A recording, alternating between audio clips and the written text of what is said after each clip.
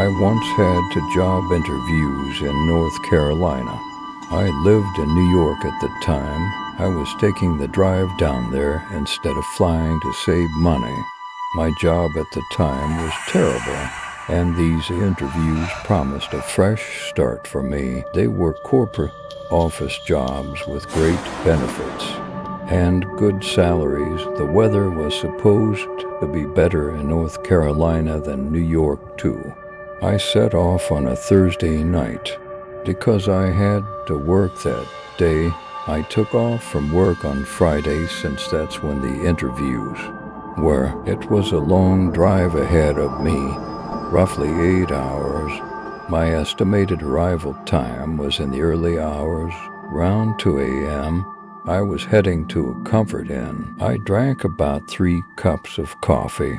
In the first few hours of driving, it kept me awake, but I could only push myself so far. No amount of coffee can keep you going when you're already sleep-deprived. I was losing the battle against sleep, but the major part of the drive was behind me. Suddenly, on the side of the highway, I saw a man in a suit. He was standing there, not moving, just facing my car. As I passed him, I saw his face turn to follow my car. I said out loud, "What the heck?" It was genuinely bizarre. I even considered turning around and asking if he needed a ride. He was just in the middle of the highway, in a suit at around 12:30 a.m. I created various stories in my head to keep my mind off the exhaustion. Something incredibly frightening happened. Only about 10 minutes after I saw that man, I saw another man on the side of the road. He was also wearing a suit, just standing there. I was perplexed and thought of pulling over to ask if he needed help. While I was on the shoulder, almost stopped. I looked in the rearview mirror, then turned around completely. That man was gone, as if he had vanished. I hit the gas and got back on the road, losing it a little. I was due for another coffee, and I still had about an hour and a half of driving left. I found the nearest rest stop and bought a medium coffee. After a while, I heard the sound of another passing car on the road. It slowed down, and I heard voices. It was the same man from the diner earlier, now with a second man. The two of them were discussing some kind of explanation for what was happening. I ran into the road, yelling for help, and told both men that I didn't know the one who had been with me at the gas station. The driver looked at me and then hurriedly drove off. The other man examined my flat tire and offered me a ride to town. I told him the police were on their way. A few minutes later, a police car arrived. The man corroborated my story about the man from the gas station. The officer said he'd checked the gas station's security footage to see if the man had actually slashed my tire. The tow truck took me to a repair shop, and my dad picked me up. I never heard from the police officer again, so I guess they didn't find anything on the security footage. It's scary to think how close I was to possibly being abducted that night. I was driving through Clearfield County, Pennsylvania, late at night to avoid traffic on my way home. It was past midnight, and the road was practically deserted, which was how I liked it. I was listening to my usual podcast when I got a low fuel warning. I put a pit stop into my Maps app for the nearest gas station, which was a bit up the secluded road. 5 minutes later, I pulled into a mostly empty, generic, no-name gas station. I parked next to a man filling up his old pickup truck. He was staring at me as I walked past him into the shop after grabbing some coffee and paying for gas and cash. I noticed the same man getting into his truck, which he drove away. A few minutes after starting to fill my tank, I got a ding from my car, indicating a low tire. I slowed down and heard a wobbling sound. I realized I had a flat tire, even though I didn't remember hitting anything.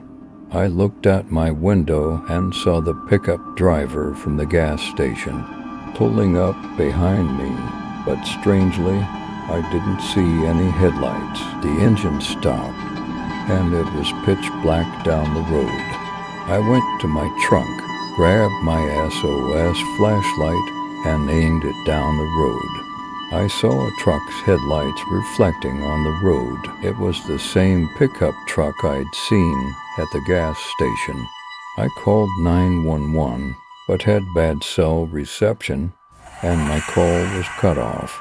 I waited for the operator to call me back, but she couldn't get through. I heard the truck engine start again, and this time the headlights were on the pickup parked next to my car, and after a brief pause, the driver asked if I needed help. I knew better than to answer. The man got out of his truck, and I realized that this was a potentially dangerous situation.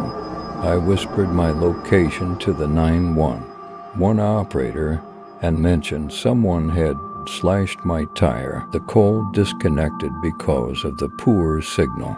I crawled into the woods and continued trying to reach 911.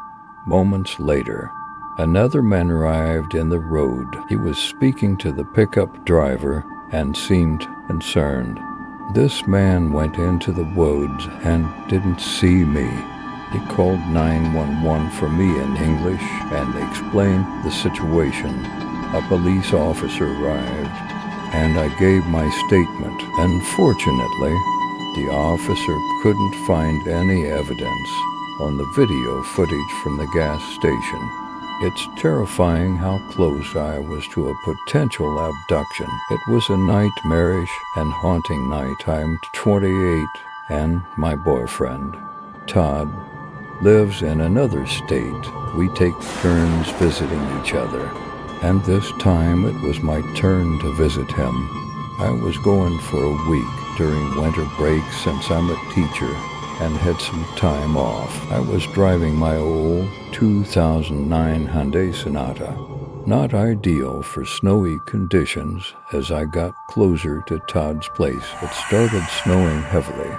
Despite blizzard warnings earlier, I had no choice but to stop for the night since the roads were getting treacherous. I found a cheap motel, nothing fancy, but it would do for the night.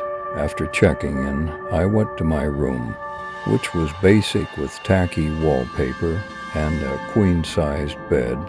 My cell reception was poor, so Todd and I decided to switch to texting. I heard a sound coming from the bathroom, but the door was closed. I couldn't remember if it was closed when I entered. I messaged Todd about the noise, and he suggested I check the bathroom and see if the door locks by itself. As I was heading out to confirm, I noticed fresh footprints leading to my door. Those footprints started from a car in the parking lot, and the car was now empty.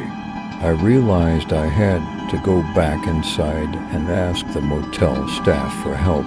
I told the man at the front desk about the intruder, but he made I thought he was calling the police, but instead, he spoke in another language, probably to a friend or associate. He didn't call the police. He gave me a new room and assured me it was safe. The next morning, I continued my journey to Todd's, and the streets were somewhat cleared of snow. Looking back, I'm uneasy about how the motel worker handled the situation. I called the diner to warn them about the man, but I can't trust strangers anymore after that ordeal.